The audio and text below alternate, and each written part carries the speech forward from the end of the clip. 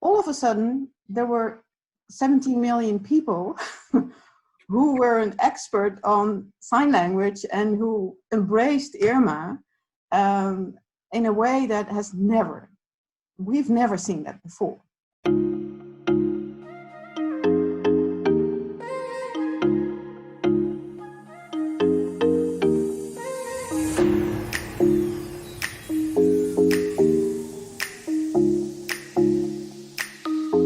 As my daughter always says, you're a true scientist.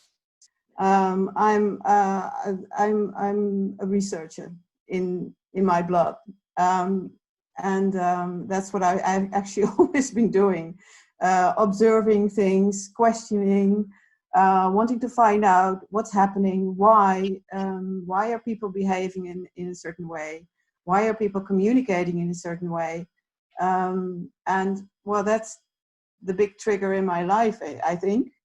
And that's why I started studying Dutch language and literature and general linguistics. And that's why I became interested in the communication of deaf people 40 years ago. At that time, the word Dutch Sign Language didn't exist. It came from the United States. Sign language were just discovered as languages.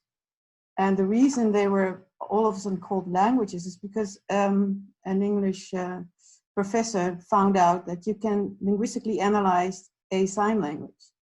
And that's what I started doing as well for the Netherlands. And apart from being a scientist, a researcher, I'm a mother. And I have 2 children. They're adults. And we have a very strong connection. And so my children and my work have always been very important. And I think, to give you an illustration of that, when I had to defend my PhD thesis, I was 6 months pregnant of my daughter. And for me, that was the ultimate combination, being a mother and also a professional. So I imagine that the corona crisis has also changed things quite a bit for you as well. Can you tell us a bit about that? Yes, well, as in my work as director of the Dutch Sign Language Centrum, where we work with deaf people, if there's a crisis, make sure that you communicate to everyone, include deaf people in your communication. So the second day of the press conferences, we were called, and I was called, and can you arrange this? I said, yes, of course. We have a team of 5 interpreters, and they're very good, and we'll send one to The Hague. And by accident, it became Irma. It could have been any of the 5, because she lives there, and someone else had to go to the studios in Hilversum. And from then on, it became really crazy. I've never experienced something like that. You know, I've been working for 40 years in the limelight of everything. You know, whenever I told anyone I'm a sign language researcher, what sign language? Oh, why not a universal language? Oh, huh? Why? Are you making a real dictionary? Does that exist? How do you do that? So all of a sudden, there were 17 million people who were an expert on sign language and who embraced Irma in a way that we've never seen that before. And for Irma, it was, of course, shocking. But for my deaf colleagues and us as hearing colleagues, it was a complete shock. You're also active politically and as a seroptimist. How has that changed in your life? As a I've been a seroptimist for 10 years, and it's wonderful to work with a group of women, such a diverse community, and being able to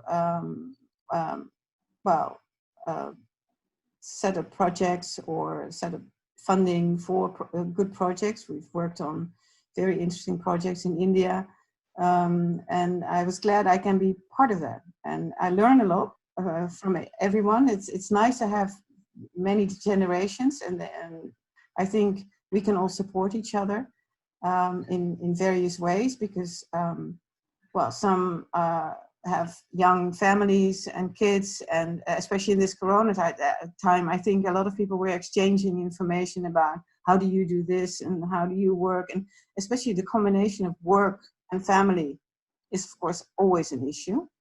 And also within the seroptimism, that's a big issue. And also how we can maintain the support of the projects we had. Because, of course, we couldn't do the fundraising activities in the way we've been doing them so far. And people come up with a lot of creative solutions. That's marvelous, I think. Well, the positive thing of this crisis is that the Dutch Sign Language has been more and more in the picture. And not only the Dutch Sign Language, but deaf people, which is really important. Have you faced any inequalities or such kind of things in your profession? Because it's a big topic to discuss now. There is different kind of inequalities, and I am concerned about, like, in a sign language, when people cannot understand anything, and there are two types of categories, and people who can hear and people who cannot hear.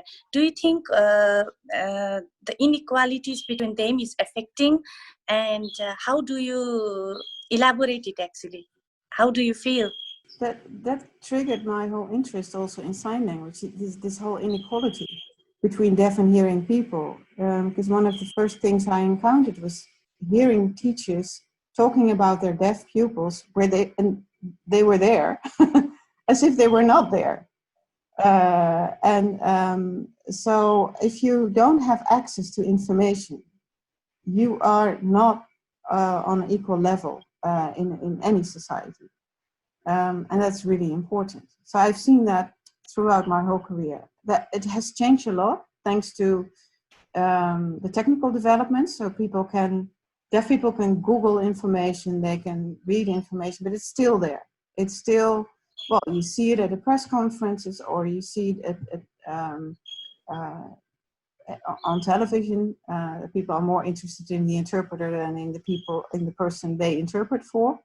But share your knowledge, share your expertise. And well, my parents always told me, you're not here for yourself. So you have talent, do something with it.